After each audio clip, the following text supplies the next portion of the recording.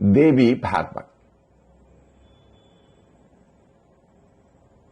देवी भागवत सुनने वाले सभी भक्तजनों को पूर्णचंद्र पांडे का सादर प्रणाम। भक्तजनों, देवी भागवत में आप सुन रहे थे, इंद्र ने त्वष्टा के पुत्र त्रिशरा को युद्ध में मार डाला। जब त्रिशरा मारे गए तो पिता को बहुत क्रोध आया, बदले की आग भड़क उठी उनके मन में। उन्होंने यज्ञ करना आरंभ कर दिया। 8 रात्रियों तक यज्ञ चला। तब यज्ञ से एक पुरुष प्रकट हो गया जो अग्नि के समान प्रकाशमान था। उसने अपने शरीर को बढ़ाते हुए कहा, पिताजी, मैं जानना चाहता हूं आप क्यों चिंतित हैं। मैं आपकी चिंता दूर कर दूंगा। यही मेरे जीवन का उद्देश्य है। पुत्र के ऐसे वचन सुनकर त्वष्टा प्रसन्न हो गए। पर्वत के आकार वाले अपने पुत्र से कहने लगे, पुत्र, तुम्हारा नाम वृतासुर होगा।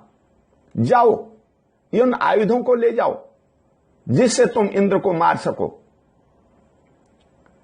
पिता से युद्ध की आज्ञा लेकर वृतासुर चल पड़ा। वृतासुर युद्ध के लिए आ रहा है। दूतों को पता लग गया।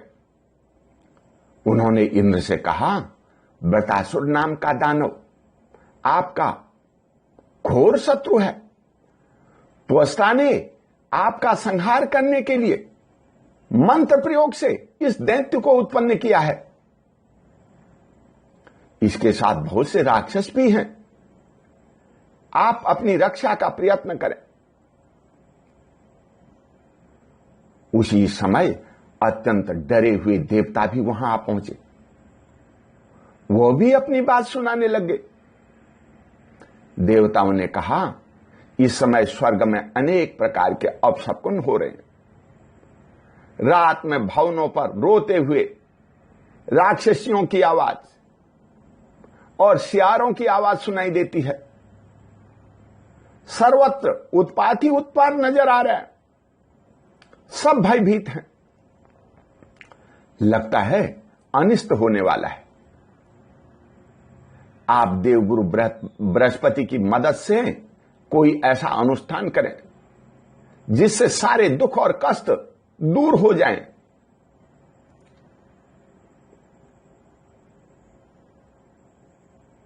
देवताओं की बात सुनकर के बृहस्पति जी बोले, हे इंद्र, मैं क्या करूं? तुमने निरपराधी मुनि को मार डाला। पुण्य और पापों का फल भोगना ही पड़ता है। कल्याण चाहने वाले व्यक्ति कभी ऐसा कर्म नहीं करना चाहिए। दूसरों को पीड़ा देने वाला सुखी रहे, यह असंभव है। तुमने मोह और लोभ में पड़कर ब्रह्म हत्या कर डाली है। पाप कर्म का यह फल तुम्हारे सामने आया है। संपूर्ण देवता मिलकर भी उस वृतासुर को नहीं मार सकते। तुम्हें मारने के लिए ही वो आ रहा है।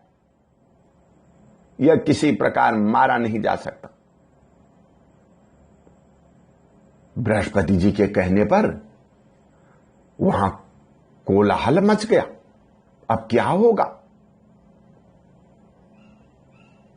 यक्ष, गंधर्व, किन्नर, मुनि और देवता सब डर के मारे भाग चले। यह देखकर इंद्र को भी अत्यंत चिंता होने लगी। देवताओं को साहस बधाते हुए इंद्र ने कहा, तुम लोग वसुओं, रुद्रों एवं आदित्यों को यहां बुला लाओ। कहना, आप अपने अस्त्र शस्त्र लेकर तैयार रहें। शत्रु हम पर आक्रमण करने के लिए पहुंच चुका है।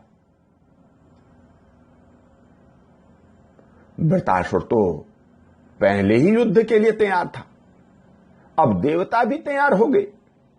देखते ही देखते भयंकर युद्ध आरंभ हो गया। इंद्र और वृत्रासुर के बीच 100 वर्ष तक युद्ध चलता रहा। इस युद्ध में पहले वरुण का उत्साह भंग हुआ, फिर वायुगण भी विचलित होने लगे। इसके बाद यम, अग्नि और इंद्र सब के सब देवता हार मान करके युद्ध स्थल से भाग चले। यह देखकर वृत्रासुर भी अपने पिता के पास लौट गया। वृत्रासुर ने अपने पिता को प्रणाम करते हुए कहा, पिताजी, मैंने आपका कार्य सिद्ध कर दिया है। इंद्र आदि जितने देवता थे युद्ध भूमि से भाग खड़े हुए। डरे हुए प्राणियों को मारना अन्याय है, यह समझ करके मैंने उनके प्राणों को छोड़ दिया। पिताजी, आज्ञा दीजिए, अब मैं आपका कौन सा मनोरथ पूर्ण करूं। वृत्रासुर की बात सुनकर त्वष्टा के आनंद की सीमा न रही। उन्होंने कहा, पुत्र, आज मेरा दुख दूर हो गया है। तुम्हारे अद्भुत पराक्रम को देखकर अब मेरे मन में किसी प्रकार की हलचल नहीं रही। अब मैं तुम्हारे हित की बात करता हूं, सुनो। तुम्हारा शत्रु इंद्र बहुत कपटी है, किसी का निरंतर विश्वास नहीं करना चाहिए। तुम तपस्या करो, राज्य पाने के लिए तपस्या जरूरी है। तप के प्रभाव से ही प्राणियों में बुद्धि और बल प्राप्त होता है। तुम ब्रह्मा जी की आराधना करके श्रेष्ठ वर पाने की चेष्टा करो। वर पा जाने पर ब्रह्मघाती इंद्र की सत्ता नष्ट कर देनी चाहिए। ब्रह्मा जी में असीम सामर्थ्य है, उन्हें संतुष्ट करके तुम अमरत्व प्राप्त कर लो, फिर पापी इंद्र को मार डालना। पिताजी की बातें सुनकर वृत्रासुर गंधमादन पर्वत पर पहुंचे। अन्न जल का परित्याग करके तपस्या करनी आरंभ कर दी। वृत्रासुर तपस्या कर रहा है, इंद्र को पता चल गया। उसने तपस्या भंग करने के लिए यक्ष, सर्प, किन्नर और अनेक अप्सराएं भेज दी। लेकिन तपस्वी वृत्रासुर अपने लक्ष्य से विचलित न हुआ। लोक पितामह ब्रह्मा जी हंस पर बैठे हुए तुरंत वहां आ पहुंचे। उन्होंने कहा, मैं तुम्हारे मनोरथ पूर्ण करने के लिए तैयार हूं, आप अपना अभीष्ट वर मांग लो। ब्रह्मा जी की वाणी सुनकर वृत्रासुर बोला, हे प्रभु, आपके दर्शन से मैं धन्य हो गया। मैं क्या चाहता हूं? हे भगवान, आप यह सब जानते हैं। लोहे अथवा काठ से बने हुए सूखे एवं भीगे तथा इसके सिवा अन्य किसी प्रकार के अस्त्र शस्त्रों से मेरी मृत्यु न हो सके। मेरा पराक्रम सदा बढ़ता रहे, जिससे परम बलशाली देवता युद्ध में मुझे कभी न जीत सकें। मुझे ऐसा वरदान दे दीजिए। तुम्हारी अभिलाषा पूर्ण होगी। सूखे गीले अस्त्र शस्त्र से तथा किसी कठोर पदार्थ से तुम्हारा मरण नहीं हो सकेगा। यह वर देकर ब्रह्मा जी चले गए। वर प्राप्त हो जाने पर वृत्रासुर बहुत खुश हुआ। घर जाकर के उसने सभी बातें अपने पिता को कह सुनाई। पिता ने वृतासुर से कहा, बेटा, इंद्र बड़ा पापी है, इसने मेरे पुत्र को मार डाला है, तुम जाओ और इंद्र के प्राण हर लो। युद्ध में विजयी होने के बाद स्वर्ग पर शासन करो। पिता की बात सुनकर के वृतासुर तुरंत युद्ध के लिए चल पड़ा। वृतासुर आ रहा है यह सुनकर इंद्र भी युद्ध की तैयारी करने लगा। देवता और दानवों में पुनः भयंकर लड़ाई छिड़ गई। दोनों विजय की अभिलाषा के लिए युद्ध कर रहे हैं। वृतासुर के अकस्मात इंद्र को पकड़ लिया, अपने मुंह में डाल लिया। यह देखकर देवताओं में हाहाकार मच गया। वे चिल्ला उठे, इंद्र मारे गए।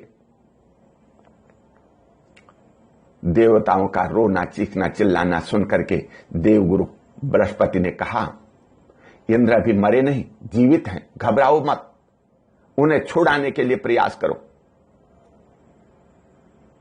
बृहस्पति जी की आज्ञा से सभी देवताओं ने बलशाली जंभाई का सृजन किया। वृतासुर को जंभाई आने लगी और उसने अपना मुंह खोल दिया। जैसे ही वृतासुर का मुंह खुला, इंद्र तुरंत बाहर निकल आए। फिर युद्ध आरंभ हो गया। वृतासुर की शक्ति बढ़ती जा रही थी। इंद्र परास्त हो गए। पराजय देखकर देवता युद्ध भूमि छोड़ करके भाग चले। तुरंत वृतासुर आया और उसने देवलोक पर अपना अधिकार जमा लिया। पारिजात के पुष्प, अप्सराएं तथा जो कुछ भी रत्न थे, उन सब पर वृतासुर ने अधिकार कर लिया। युद्ध में हार जाने के बाद सभी देवता ब्रह्मा जी एवं शंकर भगवान को साथ लेकर के विष्णु भगवान के पास पहुंचे। तब विष्णु भगवान ने कहा, देवताओं, तुम्हें डरना नहीं चाहिए। वृतासुर को मारने के लिए मैं तुम्हें एक उपाय बताता हूं, जिससे तुम परम सुखी हो जाओगे। यह दैत्य ब्रह्मा जी के वर से अजेय हो गया है। इस दैत्य को जीतने में संपूर्ण प्राणी असमर्थ हैं। आप लोग भगवती योग माया के पास जाएं, मंत्रों को पढ़ करके उनकी स्तुति करें, तब वे देवी आपकी सहायता अवश्य करेंगी। देवी की आराधना करने पर इंद्र युद्ध में सब शत्रुओं को मार डालेंगे, क्योंकि मोहिनी स्वरूपा भगवती वृतासुर को मोहित किए रहेगी। यह सब कुछ तभी हो सकता है जब भगवती प्रसन्न हो जाएगी। विष्णु के वचन सुन करके देवता सुमेरु पर्वत के शिखर पर चले गए। जब तप, ध्यान और देवी के तीनों चरित्रों का पाठ करने लगे। देवता बोले, हे देवी, प्रसन्न हो और देवताओं की रक्षा करो। दीनों का दुख दूर करने वाली हे देवी, देवता सदा से तुम्हारे चरण कमलों का आश्रय पा चुके हैं। इस समय प्रबल शत्रु हम पर आक्रमण किए हुए है। पुत्र की भांति आप हमारी रक्षा कीजिए। महिषासुर के समान ही शुंभ और निशुंभ भी बड़े बलवान थे। जैसे तुमने उन दानवों का वध किया है, वैसे ही इस दुराचारी को भी परास्त कर दीजिए। इसे मोहित कर दो, ताकि उन दैत्यों की तरह यह हमारा सामना न कर सके। इस प्रकार देवताओं की स्तुति करने पर भगवती जगदंबिका प्रकट हो गई। सभी देवता प्रणाम करने लगे। तब जगदंबिका ने उन देवताओं से कहा, बताओ तुम्हारे सामने कौन सा कठिन कार्य उपस्थित हुआ है? देवता बोले, हे देवी, देवताओं को अत्यंत दुख देने वाले इस प्रबल शत्रु वृत्रासुर को मोहित करने की व्यवस्था करो। इसकी बुद्धि पर ऐसा पर्दा डाल दो कि यह युद्ध करना ही भूल जाए और हमारे आयुधों में इतनी शक्ति प्रदान कर दो जिससे यह शत्रु मारा जाए। देवताओं की बात सुनकर मां भगवती महामाया ने कहा, बहुत अच्छा, ऐसा ही होगा। यों कहकर भगवती जगदंबिका वहीं अंतर्ध्यान हो गई। संपूर्ण देवता प्रसन्नता पूर्वक युद्ध के लिए चल पड़े। मां भगवती के आशीर्वाद से उन्हें विजय प्राप्त हो गई।